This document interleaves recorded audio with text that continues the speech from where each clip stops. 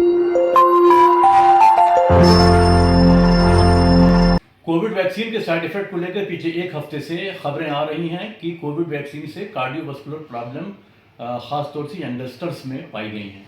अभी कर्नाटका के शहर हासन में पिछले एक महीने में 20 मौतें हुई हैं, जिसमें जो 12 डेथ हुई है वो हार्ट अटैक से हुई है, और जिनकी डेथ हुई है उनकी एज 30 साल से कम है। ये एक चिंता का विषय था, इसीलिए कर्नाटका के चीफ मिनिस्टर सिद्धरामैया जी ने एक वहाँ पे एक्सपर्ट कमेटी बनाई है, जो वहाँ पे जो उनके हेल्थ मिनिस्टर दिनेश गुंडू राव हैं, उन्होंने एक डॉक्टर रविन्द्रनाथ कमेटी की एक एक्सपर्ट कमेटी बनाई है, जो डॉक्टर रविन्द्रनाथ इसको लीड कर रहे हैं।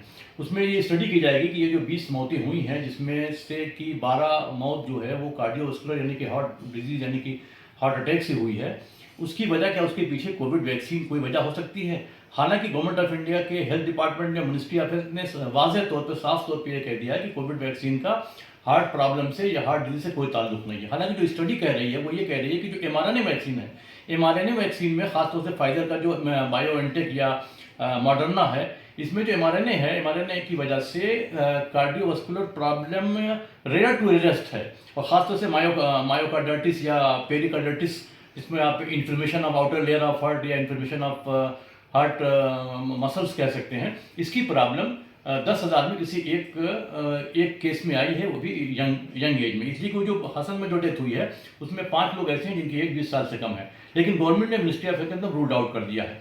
अब समझने की बात यह है कि कोविड से जो 3-4 साल कोविड भारत में एक्टिव रहा, उसमें 5,33,540 लोगों की मृत्यु हुई, जिसमें 2.9% तकरीबन 14,000 लोग ऐसे थे जिनकी उम्र 30 साल से कम थी।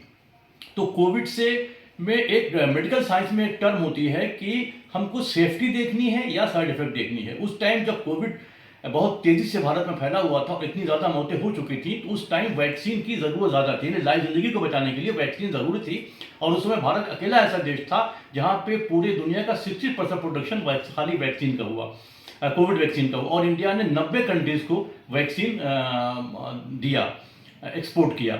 सबसे बड़ी इसमें बात यह है कि अगर हम उस वक्त वैक्सीन ना लगती तो ये जो मौतें 5 लाख से ज़्यादा हुई हैं, ये कम से कम इनकी तादाद 50 लाख होती। आज जो इम्यूनिटी डेवलप हुई है हमारे अंदर, वो ओनली बिकॉज ऑफ वैक्सीन। इसीलिए जो नया वेरिएंट अभी ओमिक्रॉन का आया, JN.1, ये सारे जो आपके वेरिएंट्स आए, इस वेरिएंट चाहे JN.1 हो, चाहे NV.1.8.1 हो, चाहे LF7 हो, चाहे XFG हो, ये सारे जो लीनेज थे, सब लीनेज थे, ये कोई इतना कमज़ोर नहीं थे कि नुकसान न पहुँचाते।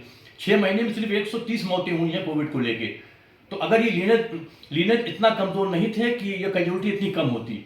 ये कैजुअलिटी कम इसलिए हुई कि हमारा इम्यून सिस्टम जो था वो बहुत तेज़ी से स्ट्रांग हुआ, हमारी इम्यूनिटी बहुत तेज़ी से डेवलप हुई, इसीलिए हमको ये जो नए ओमिक्रॉन के जो नए लीनेज सब लीनेज आए, इसने नुकसान नहीं पहुँचाया। तो समझने वाली बात यह है कि भारत में 80% लोगों को कोविशील्ड लगा। कोविशील्ड एस्ट्राजेनेका जो कि एक ब्रिटिश कंपनी है, उसने यूनिवर्सिटी ऑफ ऑक्सफोर्ड के कोलैबोरेशन से ये वैक्सीन बनाया, जिसको भारत में सीरम इंस्टीट्यूट ऑफ इंडिया ने बनाया, और भारत सीरम का वैक्सीन लगा सबको। तो भारत सीरम के वैक्सीन कम लगे और कोविशील्ड ज़्यादा लगे। तो कोविशील्ड टोटल सेफ था, और इसके जो इंग्रेडिएंट थे कोविशील्ड के, उस इंग्रेडिएंट में ऐसी कोई चीज़ नहीं थी जो किसी भी पेशेंट को या किसी भी आम आदमी को या यंगस्टर को नुकसान पहुंचाती। इंग्रेडिएंट्स क्या थे कोविशील्ड के? उसमें एल-हिस्टाडिन था, एल-हिस्टाडिन हाइड्रोक्लोराइड मोनोहाइड्रेट था, मैग्नीशियम क्लोराइड हेक्साहाइड्रेट था, पॉलीसॉर्बिट्रेट 80 था, एथिनॉल था, सुक्रोज था, सोडियम क्लोराइड था, और डाइसोडियम एडिटेट डाइहाइड्रेट था। इसमें जो सारे इंग्रेडिएंट्स हैं, इन इंग्रेडिएंट्स का ताल्लुक, इन जितने भी इंग्रेडिएंट्स का ताल्लुक हार्ट प्रॉब्लम से नहीं है। इसलिए ये बात टोटल रूल्ड आउट है कि कोविड वैक्सीन से हार्ट की प्रॉब्लम एकदम रेयर ऑफ रेयरेस्ट है। और यूँ तो सारे वैक्सीन का कुछ ना कुछ साइड इफेक्ट है, सारी दवाओं का कुछ ना कुछ साइड इफेक्ट है, वही इसके साथ भी है। इसलिए ये बात एकदम गलतफहमी है जो लोगों को है कि कोविड वैक्सीन से किसी तरह कोई प्रॉब्लम हुई। मैं शोएब रहमान, इत्तला न्यूज़, हैदराबाद।